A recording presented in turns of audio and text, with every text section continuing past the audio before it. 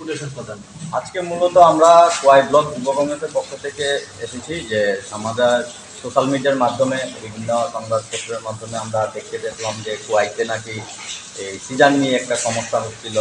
তার মধ্যে কিছু নেশা কারবারি এসে হসপিটাল চত্বরে উপদ্রব করে। তো এই সমস্ত বিভিন্ন বিষয় নিয়ে পরিষ্কার পরিচ্ছন্নতা হসপিটালে এই সমস্ত বিভিন্ন বিষয় নিয়ে আমরা যখন এমএস স্যারের কাছে আসি যে আমাদের দাবিগুলি জানাই, এই দাবিগুলির মধ্যে আমাদের প্রধান দাবি যেটা রয়েছে যে সিজার যেন 7 দিনে 7 দিনই করা হয় প্রতি সপ্তাহে, এটা যাতে বন্ধ না হয়। উনি আমাদের আশ্বস্ত করেছেন যে যখনই ইমার্জেন্সি কোনো পেশেন্ট থাকবে ওনারা আগরতলা যেতে না হয়, ওটা emergency patient on call duty caesar খোয়াইতেই হবে, কোনো পেশেন্টকে খোয়াইয়ের বাইরে যেতে হবে না।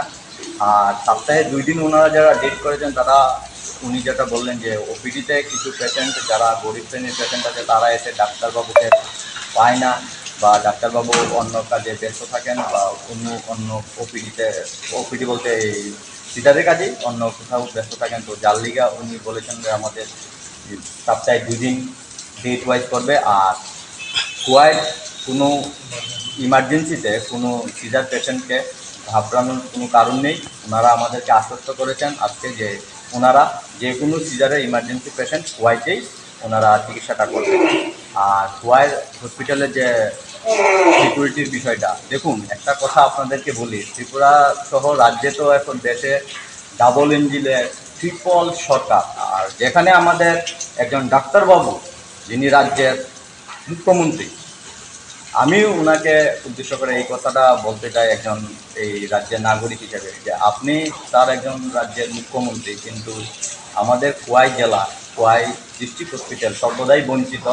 এখানে আপনি একটু সরজমিনে দেখে যাবেন যে ওনারা যে কাজকর্ম করছে ডাক্তাররা, তত ওদেরকে দোষারোপ বললে হবে না, কারণ ওনারাও মানুষ।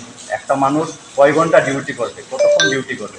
ডাবল সরকার না, ট্রিপল, 3টে সরকার, ট্রিপল ইঞ্জিনের সরকার চলছে। এমনকি খোয়াই জেলা থেকে আমাদের 2জন মিনিস্টার আছে এই রাজ্যে, ক্যাবিনেট মিনিস্টার, 2 দলের 2জন মিনিস্টার আছে। ওনারা যে কী করছে বিধানসভাতে, আর আমাদের যিনি মুখ্যমন্ত্রী উনি স্বাস্থ্যমন্ত্রী প্লাস উনি একজন ডাক্তার হয়ে খোয়াই জেলাতে ডাক্তারের সংকট।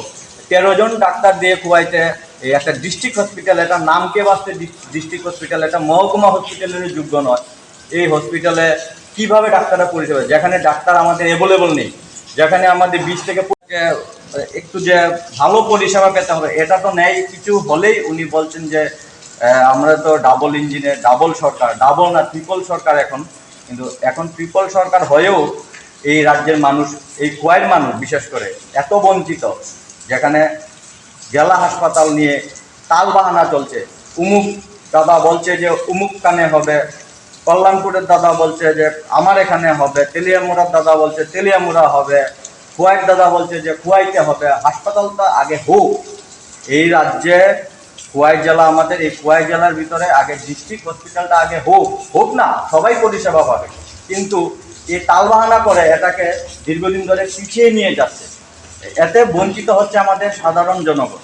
তো যার জন্য আমি আমাদের সিস্টেমে যে যারা আছেন কর্তারা, ওনাদেরকেও রিকোয়েস্ট করছি যে এটা যেন তাড়াতাড়ি হয়ে যায় জেলা হাসপাতালটা। খালি জেলা হাসপাতাল নামকে বাঁচতে হবে না, সাইনবোর্ড লেখলেই হবে না, এটাকে যেন একটু ভালো করে পরিকাঠামো দেওয়া হয়।